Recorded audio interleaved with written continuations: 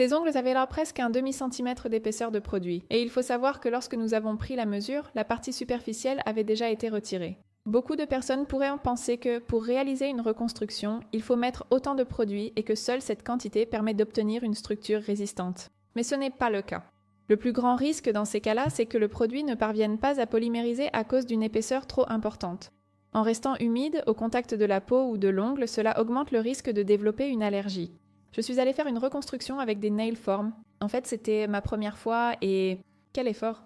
Alors, on va dire que je vous expliquerai la théorie une autre fois aussi parce qu'aujourd'hui, j'ai une surprise pour vous.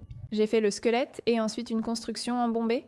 Ici, la fibre s'était cognée en entrant sous la lampe et là, je me suis rendu compte que j'avais fait un doigt beaucoup plus long que les autres. Une surprise, je disais. Je m'adresse à toi qui n'arrive jamais à te décider à acheter ce que tu voudrais sur notre site. Peut-être parce que faire les ongles n'est pas ton métier mais une passion ou un hobby.